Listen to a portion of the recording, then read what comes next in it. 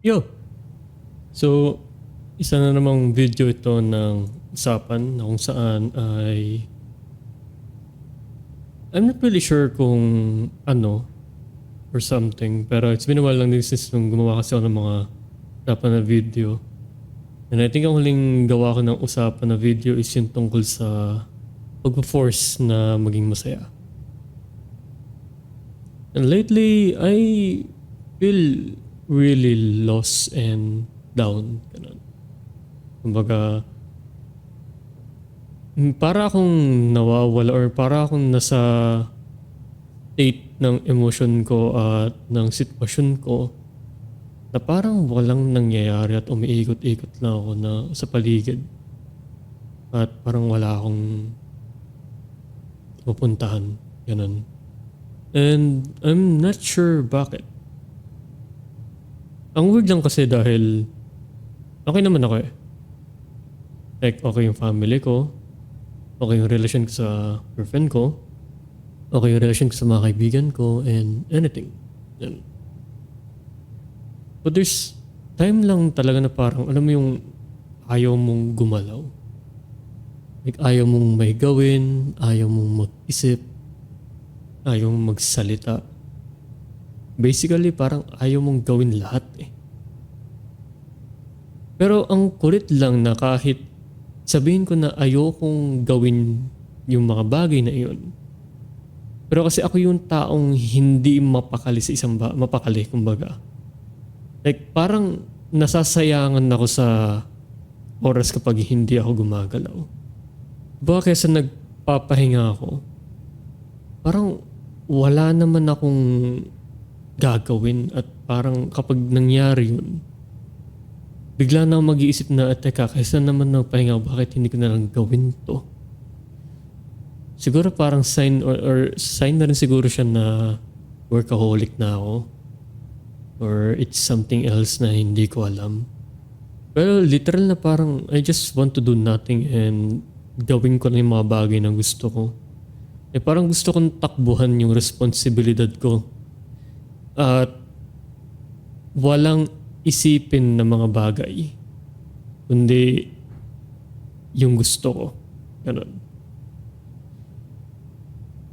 Pero hindi ko alam kung nagrereklamo lang ba ako ngayon dahil ganito yung nararamdaman ko o nagrereklamo ako dahil kaya kong magreklamo. Or like, is it worth it ba na... Hindi ko lang kung may sense yun. At the same time, parang o baka sadyang meron lang akong something na hindi naman worth it na ireklamo. Kasi kahit magreklamo ako, alam ko rin naman yun dapat na gawin. O sadyang gusto ko lang talagang marinig ng tao yung nararamdaman ko para ma-validate siya. Hindi ko lang kung may sense yun Tuloy, sunod-sunod na mga araw. Like, 3 araw ata o 4 or hindi pa. I think 1 week na ata ngayon eh. Na every time na pagdating ng gabi at matutulog na like tumahimik na yung mundo. Paano yung ibig sabihin tumahimik na yung mundo? Alam mo yung oras na tulog na lahat ng tao, madaling araw, ganun. Nakikita ko lagi yung sarili ko or nasa sitwasyon ako lagi na nakahiga lang ako sa kama ko. Nakatitig lang ako sa kisame. And ang lagi kong naiisip is ano na? Like, ano nang gagawin ko ngayon, ganun. I'm aimlessly like walang pinupuntahan yung paglalakad ko. Kumbaga naglalakad lang ako sa isang mahabang daan nang wala ka mismong nakikita sa dulo ng daanan na yun. Nag-worry ako masyado sa future. Ganun. Like, lahat ng thoughts, emotion, pati iniisip ko is nasa future. Pero like, hindi lang about sa channel to Mas about ano yung magiging kalagayan ko sa mga susunod na araw, linggo, buwan, at taon. Ganun. Recently, like, alam mo yung gusto ko laging i-push yung sarili ko sa mga bagay-bagay. Na to the point na siguro baka nakakalimutan ko na magpahinga. Ganun. Kasi ako kahit papaano, alam ko yung pwede kong magawa eh. Alam ko yung potential na pwede kong magawa eh. Like ako talaga yung sa dyan taong like kapag pakiramdam ko is like pag feel ko talagang gawin, nagramdam ko talaga, gagawin ko siya. Nang kahit anong oras yan, kahit pagod daw gagawin ko siya. Like I always try to improve myself and i-drive ko pa yung sarili ko sa mga bagay-bagay dahil I want more. I want to do more sa buhay ko. But at the same time, hindi mo siya magawa kasi kalaban mo kalaban mo talaga yung oras eh. Like meron tayong, like marami tayong oras. May oras tayo. Pero hindi mo lang siya masasabing magagamit mo sa tama lahat ng oras na yun. And there's times lang talaga na kapag naisip ko yung mga bagay-bagay, napapaisip na lang ako na ano ba talagang gusto kong mangyari? Like meron ba akong gustong gawin? Meron ba akong gustong sabihin? Meron ba akong gustong ma-achieve? Like I feel lost talaga na like ano na yung primer, ano ba yung gusto mong mangyari na? Kasi pag meron kang gustong gawin, meron kang goal, madali mong maiisip mong magagawa yung mga bagay-bagay para makapunta ka dun eh. Pero kung sabihin natin paano kung kaya mo namang gawin yung mga bagay pero wala ka mismong goal. Wala kang maisip kung ano yung dapat mong gawin. Pakiramdam ko kapag nakaupo lang ako. Ganun, like wala na ako ibang, parang lagi na lang akong nakaupo, ganun. Tapos wala na ako ibang ginagawa kundi umupo, magganito, magganyan. Like, ang weird eh. May certain goal ako right now, to be honest, na may binubuo akong business ngayon. And it's doing well naman.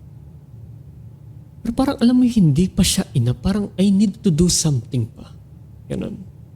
I was trying to be someone. Like alam mo yung gusto kong ma-improve yung sarili ko. Yung sariling personality ko. Like yung buong pagkatao ko. Pero hindi pala dahil gusto kong maging iba or maging someone. But pinag-aaralan ko tinitignan ko, like pinag-aaralan ko yung sarili ko, like sino ba talaga ako? Like, ito ba talaga yung dapat kong gawin? Ito ba talaga ako? Ito ba talaga sino ako? Ganon. Hindi ko talaga magawa, like hindi ko talaga matulungan yung sarili ko na mag-isip talaga na like, parang may nawawala, like there's something missing sa akin. Ganon. Siguro dahil ang dami ko na sigurong ginagawa at iniisip ngayon, alam mo yung nag-fed up na siguro kaya ganito yung nararamdaman ko at siguro nararamdaman ko na parang hindi natatama sa sobrang dami kong responsibilidad at binubuhat na mga bagay-bagay sa buhay ko. Kaya ko ba siyang kampanan in the end, ganun, like is this something I truly want ba? Everyone naman is nakaramdam naman ng sakit, tama, like we've been through pain, tama, and marami tayong natutunan sa mga bagay-bagay na ganun, but paano naman kung hindi pain ang naging reason na maging ganito mo, but what if it's something else beside pain yung nararamdaman mo? How will you deal that thing, you know? I mean, kung pag-iisipan ko siya ng matagal at like pag-aaralan ko siya ganun, I'm pretty sure makikita ko yung answer ko eh.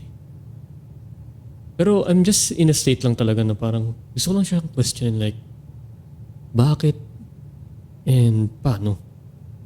Ganun. Siguro sadyang pagod lang talaga ako or burnout ako sa mga bagay at siguro baka ayoko lang talagang may mangyaring hindi kaaya-aya sa mga bagay-bagay kaya ganito. Probably like yeah, yun lang siguro yung dating nun.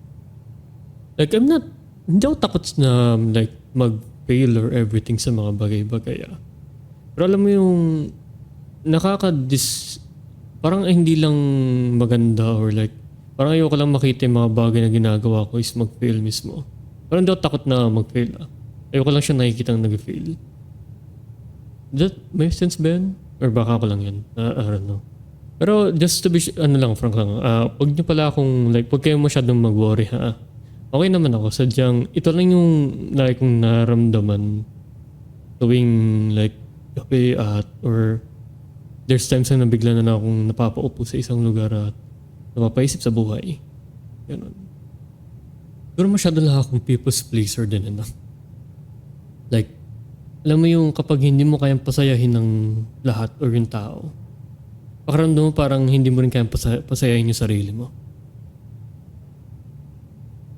Siguro baka ganun din. Isa na rin, kumbaga isang rason na rin siguro yun, isang dahilan. Like, hindi ako na totaling napapagod sa naramdaman ko or something. It's just like, kapag nandito lang sa part na to, like, I just sit down and napapaisip na ako na, sa anong problema? Like, ano na? Ano na nangyayari? Like, ano nang sunod? Ganun. And sometimes, meron akong isang, like, pag-iisip na, like, nakakalungkot lang isipin minsan na kung paano tayo lumalapit sa mga pangarap natin. Or nilalapit tayo ng panahon sa mga pangarap natin.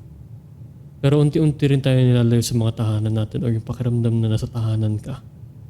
Ganun, like yung warm feeling, yung sarili mo komportable ka, masaya ka sa nagagawa mo, ganun.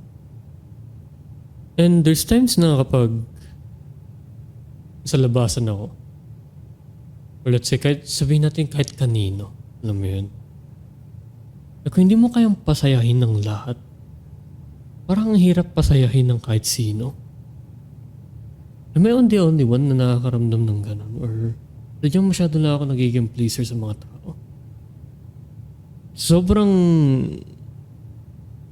tindi ng mga experience tsaka ng mga balik sa akin ng mga bagay, lalo na ng mga bago ako dumating sa sitwasyon ko na to.